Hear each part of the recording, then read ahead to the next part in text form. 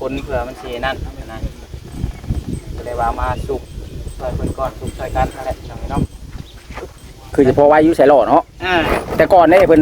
โอ้โหเพิ่นใช้ไปโอ้โหเลยรถข่อยโอ้ยมันได้เงินอันนี้นี่เอาล่อมาให้อาจลงแห้งมื้อนี่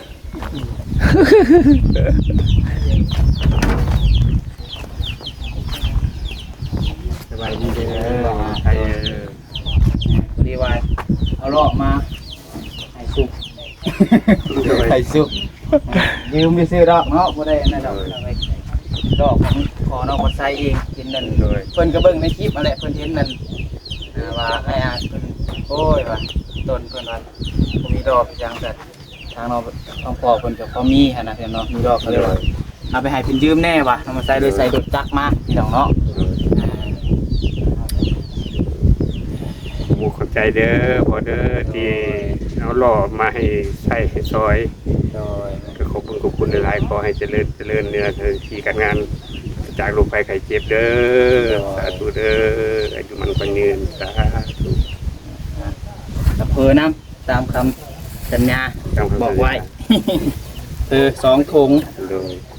ไว้กินแล้วบ่ข้าวเที่ยงยังพอดีเลยทางแม่บัวให้เพิ่นนั่นเอาไปต้มให้กินนะมีบ่ครับหิวแล้วบ่ให้เพิ่นไปต้มให้กิน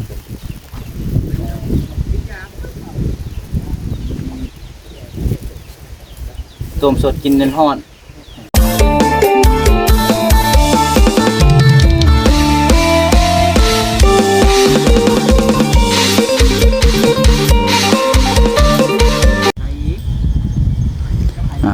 พี่น้องเนาะเปิดภาพเข้ามานี่บ้านนี้พี่น้องน้องปัดชัยก็ได้เดินทางเข้ามาทางบ้านทางเงินของไอ้อาจเพิ่นอีกครั้งหนึ่งพี่น้องเนาะมาบ้านนี้พี่น้องเนาะเอาล่อมานำพี่น้องดีว่าทางพอน้องปัดชัยเนาะเพิ่นก็พอดีเพิ่นแล้วเวียกแล้วงานเพิ่นพี่น้องก็เลยว่าน้องปัดชัยเลยยืมรอพอมาเพิ่นว่าเอาไปโลดว่า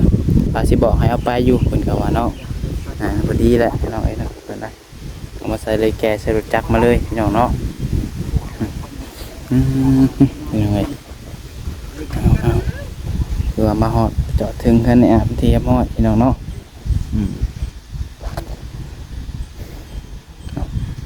มาวันนี้ก็คนเต็มเลยเนาะทางงานยูทูบเบอร์อะไรพี่น้องคนเข้ามาซอยกันพี่น้องเท่าเบิ่งพวกแล้วบ่ได้บ่ทางนี้เนาะสบายดีเด้อเด้อแก้วไม่มาโดยสบายดีของภายนะยังฮ้อนอยู่บ่ยังฮ้อนอยู่บ่อ๋อสัตว์ฮ้อนเราบาดอยู่วันนี้ห่วยบดมือได้เนาะตัวพี่เนาะโดยเห็นแล้วคนละไม้ละมือเฮ็ดหยังบ่กูระโบกกูระใดได้เนาะเฮ็ดหยังบ่จะมาขุดดินบ่ก็ว่าสั้นแล้วบ่คำว่าพุทธกับพวกขุดแล้วเลยบ่ซาลีก็อยู่นี่นะบ่ได้ง่ายพออยู่ซอยกันเนาะทางเบิ่งแล้วแรงๆพอแดกคนก็ช่วงเที่ยงนี่บ่ได้ดอกคนละล้อบ่คนละล้อบ่ได้หลายเดี๋ยวได้คนละล้อจักคนนี่เปลี่ยนคนนี้คนละล้อนี่เพื่อจะได้เพื่อจะฮอดรอบเจ้ารอบเริ่มก่อนหมู่นี่ข่อยผู้สุดท้ายนี่เจ้าน่ะวายเมื่อยแล้วโดยจักคนเจ้าว่าพุ่นนี่เอาของไผหานี่ก็บาทนึงเอาแก่เฮโลเนาะเอาจับให้ได้บาทนึงเอาโอ้ยสบายดีเด้อพี่น้องเด้อมาหาเด้ไปเอาล่อลงก่อนบาทนึงนะ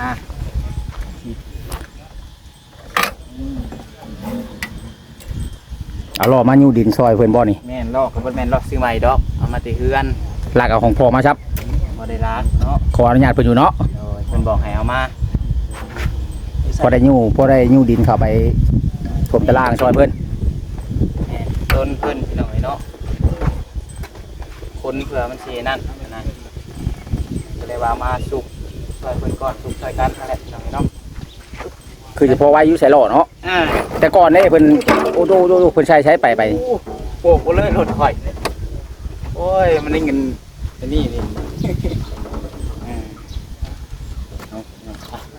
เช็คลมยางเรียบร้อยที่รอดอ่ะ เรียบร้อย อย่าว่าลมอ่อน บ่มีอ่อนสุกได้เบิดมือ อย่าแต่คนเมื่อย ย่านแต่เมื่อยก่อน เนาะ ใส่ไปเลย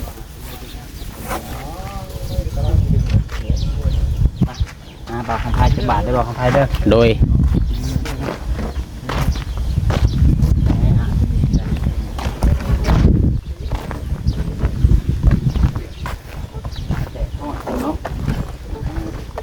ใครอยู่ได้มีบัตรบดอยู่ ฮะ ใครอยู่อ่ะมีบัตรโฮมบัตรแดดอยู่ลมก็เริ่มมีอยู่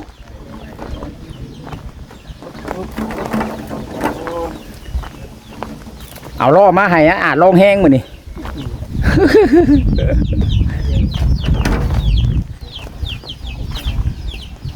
สบายดีเด้อไทย ดีว่าเอาเลาะมาให้สุกให้สุกยืมไปซื้อดอกเนาะบ่ได้นั่นดอกดอกของขอน้องบ่ใส่เองเห็นนั่นเพิ่นก็เบิ่งในคลิปนั่นแหละเพิ่นเห็นนั่นว่าไอ้อาเพิ่นโอ้ยว่าต้นเพิ่นว่าบ่มีดอกจังซั่นทางน้องพ่อเพิ่นก็พอมีหั่นน่ะเพิ่นเนาะมีดอกก็เลยว่าเอาไปให้เพิ่นยืมแน่ว่ะเอามาใส่เลยใส่รถจักรมาพี่น้องเนาะ ขอบใจเด้อพอเด้อที่เอาหล่อมาให้ใส่ให้ซอยก็ขอบคุณหลายๆขอให้เจริญเนื้อที่การงานจากโรคภัยไข้เจ็บเด้อสาธุเด้ออายุมันคนยืนสาธุ กับเพอน้ำตามคำสัญญาบอกไว้ คือ2 ถุง โดย ไว้กินแล้วบ่ข้าวเที่ยง ยัง ยังพอดีเลย ดีเลย เดี๋ยวทางแม่บัวให้เพิ่นนั่นเอาไปต้มอีกทีนะ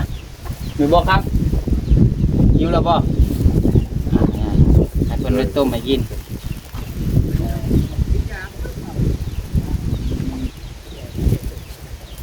ต้มสดกินเงินฮ้อน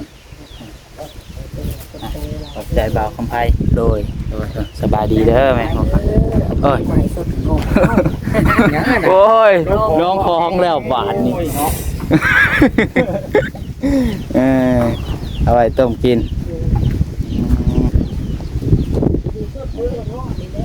พอได้อยู่พอได้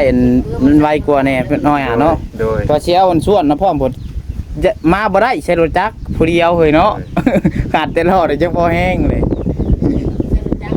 แม่นรถจักรมาโธ่ขู่คนมาหลายมื้อนี้เนาะเป็นจังไดดีใจบ่ ใจ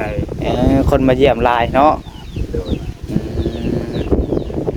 ใช่คือว่าเห็นผักกอกผักกลางบ้านมันบ่อยู่บ่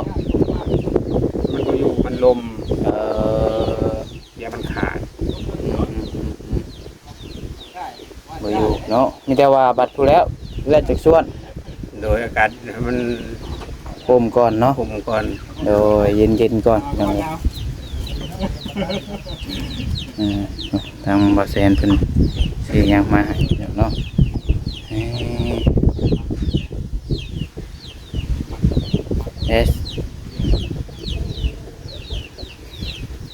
คนมาเยี่ยมมาหาหลายดีพี่น้องเนาะมาซอยกันหลายคู่หลายคนน้อยบ่าวก็ใส่กินข้าวมาแล้วบ่ กินแล้วไปกินข้าวอะไรกินนี่ฮะไปกินข้าวอะไรไปเอาเพอมาให้กับรอมาให้เลยว่ะ โดย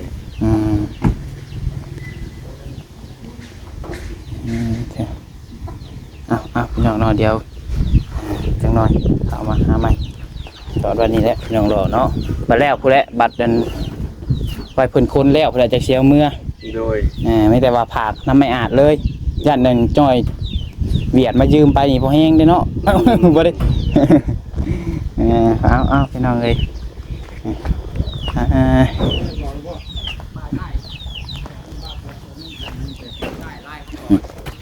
ถูก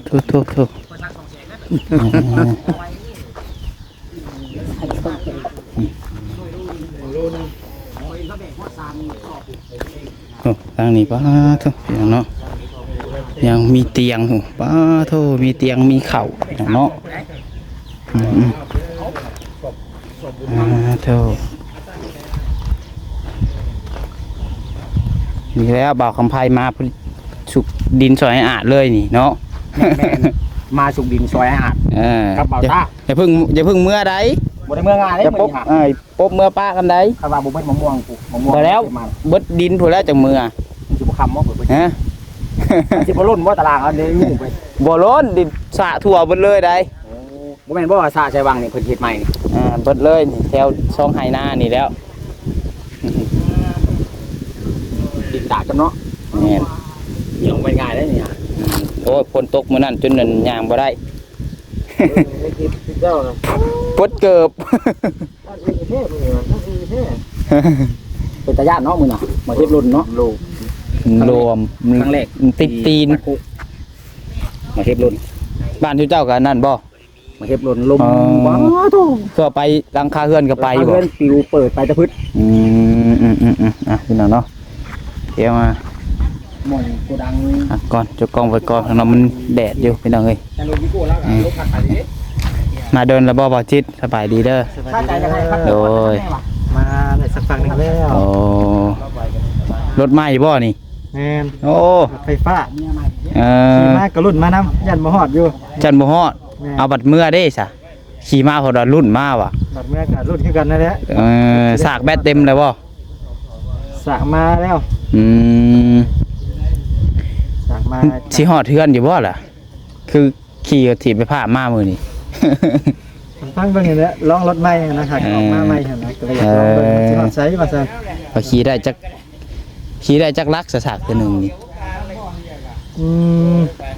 ยังบ่ได้ลองเบิ่งเขา โอ้ บอกว่าทางห้างเพิ่นบอกว่า40 50ลักว่าซั่น โอ้ยไปกลับสบายเนาะ2 มื้อ3 มื้อ คันเอาไว้ได้ฮอดได้นั่นเนาะคันได้แท้คันสู้เราขี่แต่บ้านออกมาบ้านในอาดนี่เนาะ แม่ ครับมอง10ปลายลักบ่ แม่10ไปลัก 10ปลายหน่อย นำเข้ามาจากจีนเพิ่นว่าอย่างมันบ่ลดนี่นะแต่คิดว่านะ อืม แต่ว่ามาจากไทยเสียมันได้อยู่จากไทยเนาะ นี่นำเข้ามาจากจีนมันก็ กังวลแน่บ่ แว่นของไทยอยู่บ่ แม่น เอาเป็นทางเลย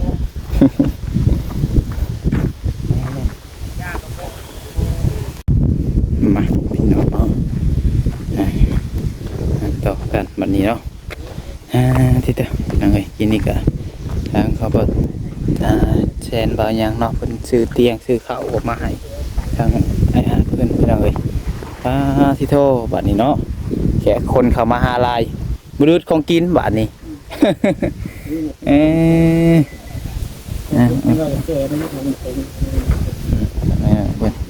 ยังพากันเสร็จยังกินบัดนี้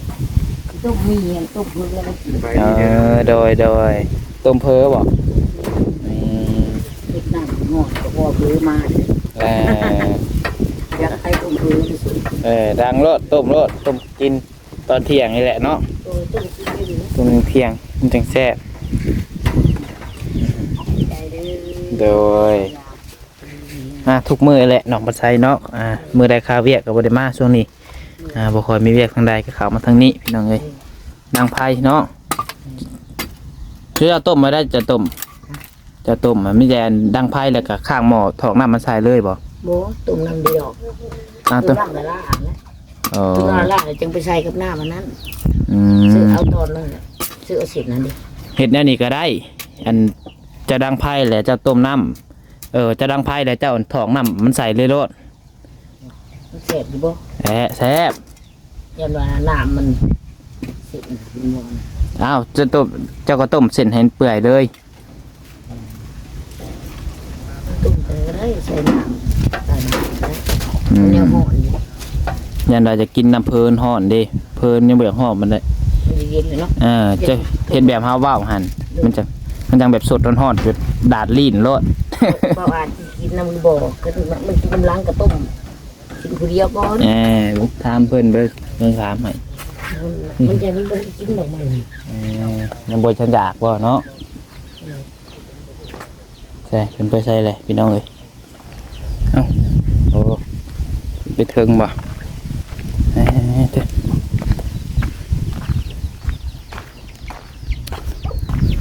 เฮ้ยนอนแล้วบ่นี่เขาดูยากขึ้นเงินขึ้นซานเนาะเธอพี่น้องเอ้ยโอ้ ได้เข้าอีกเนาะ2กระสอบผู้ โดย ว้าโธ่3สิกินบาทนี่2ไอ้น้องเนาะ แสนเพิ่นมาฝาก กุ้มเป็นเท่าไรเดือนผู้จักนี่ โอ้ยว่า 4-5 เดือนผู้กัน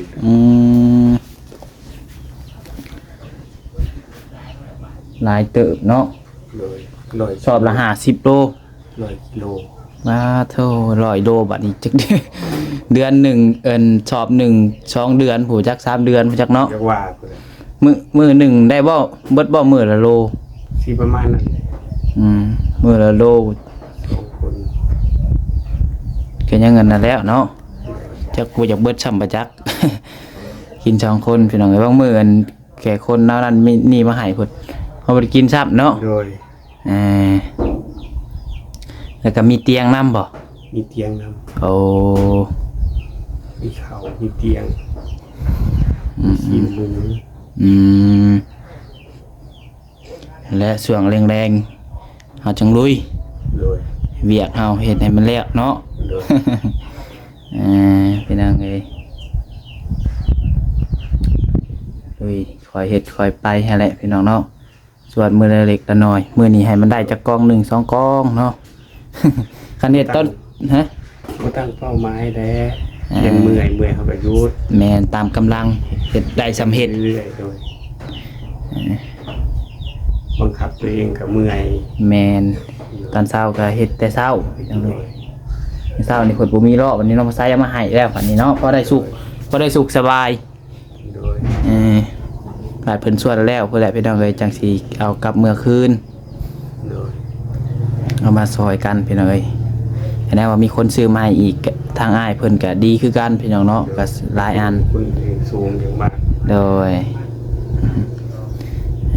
ไอ้อาจไปอยู่ไทยนี่เว้าไทยได้บ่ ได้แล้วเนาะ ได้ฮู้บ่ทุกคำ รู้ว่า โอ้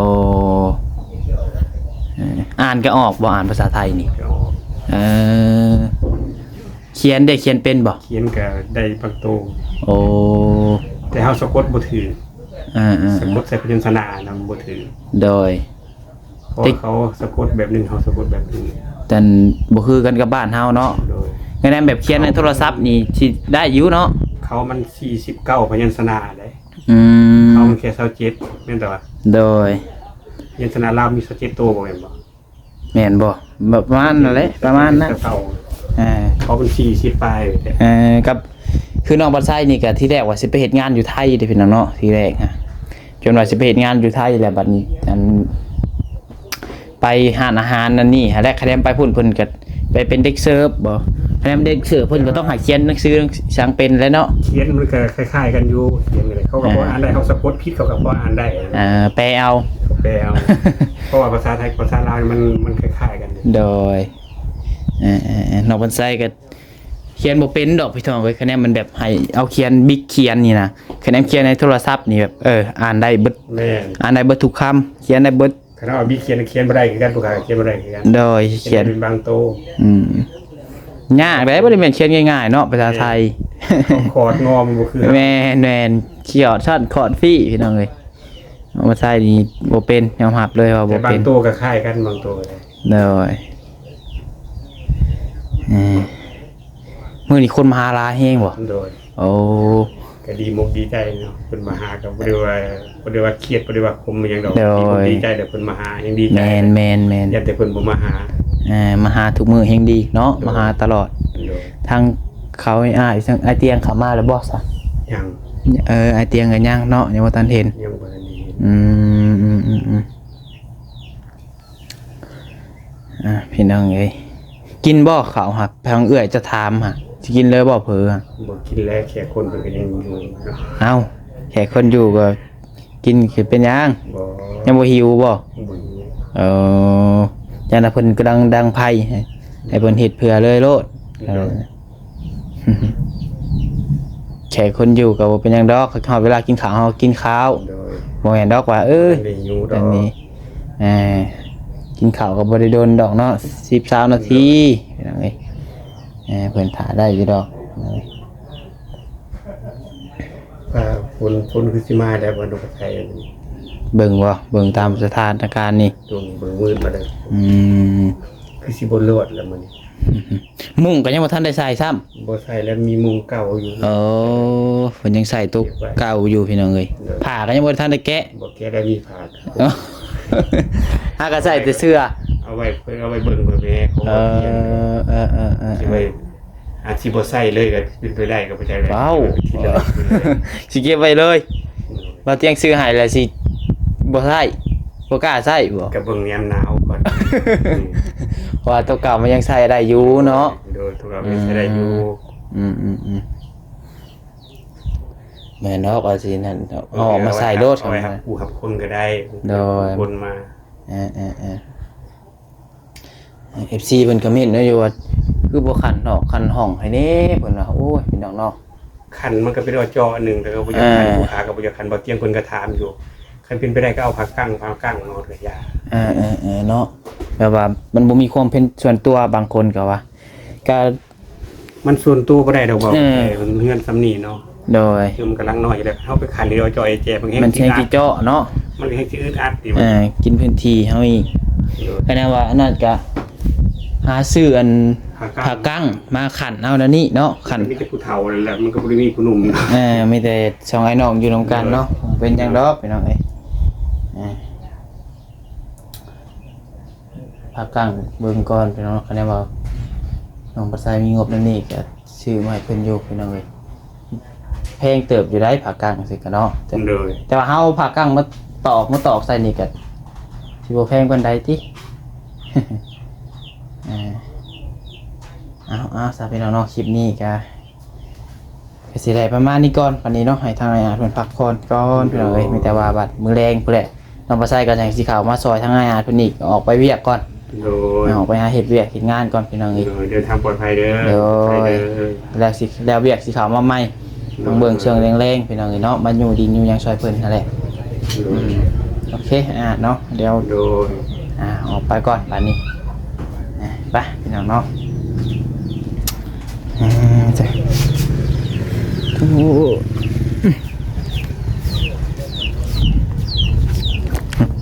ทีมงาน YouTube เฮาก็เป็นยังนั่นอยู่เนาะเอาโอเคซะพี่น้องเนาะคลิปนี้ก็คือสิประมาณนี้แหละเด้อพี่น้องเนาะสวัสดีน้องปัสไซถ้าหากว่าน้องปัสไซว่าผิดพลาดประการใดก็ต้องขอโทษขออภัยนำพ่อแม่ที่ทุกคนเด้อพี่น้องเด้อเนาะ